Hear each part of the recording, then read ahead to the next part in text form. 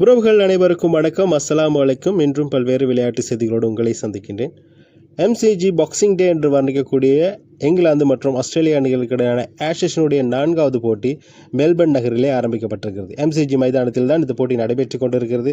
இந்த மைதானம் 178 ஆண்டுகள் பழமை வாய்ந்த ஒரு மைதானம். இந்த மைதானத்திலே மிக சிறப்பான போட்டிகள், பல்வேறு போட்டிகள் நடைபெற்றிருந்தாலும் நேற்றைய நாளுடைய டெஸ்ட் போட்டியில் 2 அணிகளும் முதல் நாளிலேயே சகல விக்கெட்டுகளும் இழந்த முதல் சந்தர்ப்பமாக மாறிப்போயிருக்கிறது. மிக முக்கியமாக இந்த 4வது போட்டியில் முதல் சந்தர்ப்பமாக இருக்கிறது. நேற்றைய முதல் நாளிலேயே ஆஸ்திரேலிய அணி 152 ஓட்டங்களுக்கு சகல விக்கெட்டுகள் இழந்தது.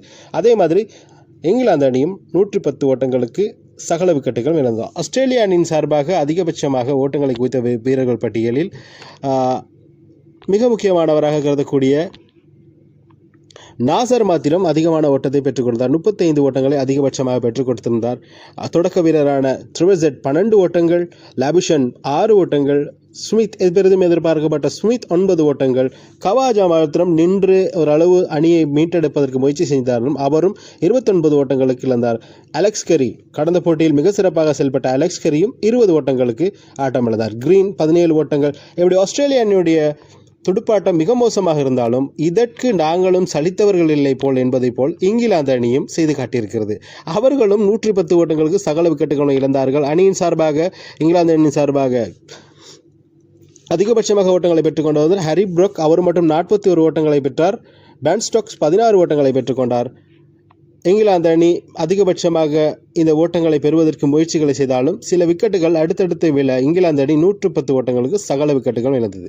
ஆஸ்திரேலிய அணியின் சார்பாக பந்துவீச்சில் மிக சிறப்பாக செயல்பட்டிருந்தார் மிச்சல் நேசர். அவர் 4 விக்கெட்டுகளை கைப்பற்றிருந்தார் 45 ஓட்டங்களுக்கு. அதற்கு அடுத்தபடியாக மிச்சல் ஸ்டார்க் 23 ஓட்டங்களுக்கு 2 விக்கெட்டுகள்.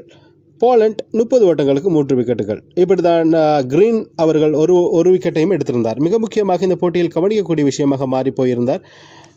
மிக சிறப்பாக செயல்பட்டிருந்தார் இங்கிலாந்தினுடைய ஜோஷ் டங்ஸ்டன். அவர் 5 விக்கெட் பிரதி ஒன்றை எடுத்திருந்தார். 45 ஓட்டங்களுக்கு 5 விக்கெட்டுகளை எடுத்திருந்தார். மிக முக்கியமாக கவனிக்கக்கூடிய ஒரு வீரராக எதிர்கால இங்கிலாந்து அணியினுடைய பந்து வீச்சாளராக செயல்பட்டுக் கொண்டார். இந்த பிச்சிலே pitch in swing out swing பந்துகளை சரியாக வீசக்கூடிய ஒரு பிச். ஆனால் இந்த பிச்சில் நேற்றைய நாளில் மிக சிறப்பாக அதை பயன்படுத்தி இருந்தாங்க இங்கிலாந்து வீரர்களும் ஆஸ்திரேலிய வீரர்களும். அவர்கள் பந்து வீச்சாளர்கள் மிக சிறப்பாக செஞ்சிருந்தாங்க. இதன் காரணமாக தான் நேற்றைய போட்டியில் 2 அணிகளுடைய விக்கெட்டுகளும் அடுத்தடுத்த விக்கெட்டுகளில் ஒரே நாளில் 2 இன்னிங்ஸ்களும் முடியப்பட்டது என்பது இந்த பந்துவீச்சில் பிரதியிலிருந்து நமக்கு கிடைக்கக்கூடிய ஒரு தகவலாக இருந்தாலும் பெருசாக எதிர்பார்க்கப்பட்ட நம்முடைய இங்கிலாந்து அணியினுடைய முன்னாள் அணித்தலைவர், இப்போது இருக்கக்கூடிய இங்கிலாந்து அணியுடைய ரன் மிஷின் என்றெல்லாம் வர்ணிக்கக்கூடிய ஜோ ரூட் எந்த விதமான ஓட்டங்களை பெறாமல் ஆட்டம் இழந்திருந்தார். அவர் பெரிதும் எதிர்பார்க்கக்கூடிய ஒரு வீரர்.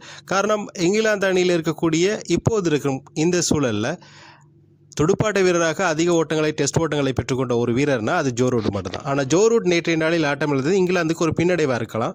ஆனால் எதிர்வரும் 2வது இன்னிங்ஸில் அவங்க சிறப்பாக செயல்படுவாராக இருந்தால் இங்கிலாந்து அணிக்கான வெற்றி வாய்ப்பு அதிகமாக இருக்கும். காரணம், இப்பொழுது இருக்கின்ற இங்கிலாந்து அணியினுடைய இங்கிலாந்து கிரிக்கெட் வாரியம் மிகப்பெரிய அழுத்தங்களை கொடுத்து கொண்டு இருக்கிறது வீரர்களுக்கு. வீரர்கள் வெற்றிகளை பெறுவது தடுமாறுகிறார்கள். அண்மை காலமாக டெஸ்ட் போட்டிகளில் இங்கிலாந்து சரிந்து கொண்டு வருகிறது. இதன் காரணமாக இங்கிலாந்துக்கு ஒரு பெரிய அழுத்தத்தை கொடுத்து கொண்டிருக்கிறார்கள். இங்கிலாந்து அணியை பொறுத்தவரை அந்த அணியினுடைய அணித்தலைவர் பென் ஸ்டோக்ஸும் 2 நாட்களுக்கு முன்னதாக மெல்பர்னிலே மிகப்பெரிய சர்ச்சை கொண்டு உள்ளாகியிருந்தார். காரணம், மதுபானங்களை அருந்திக் கொண்டு சக வீரர்களுடன் சேர்ந்து ஒரு பார்ட்டிக்கு சென்று மிகப்பெரிய ஒரு சர்ச்சையில் மாட்டியிருந்தார். இதன் காரணமாக அவருக்கு மிகப்பெரிய அழுத்தங்கள் கொடுக்கப்பட்டு கொண்டிருக்கின்றன. எதிர்வரும் காலங்களில் என்ன மாதிரி விஷயங்களை செய்ய போகிறாங்கிறதை பொறுத்திருந்து பார்ப்போம். நாளில் புதிய தகவலோடு சந்திக்கிறேன். சேனலை சப்ஸ்கிரைப் பண்ணுங்கள், லைக் பண்ணுங்கள், கமெண்ட்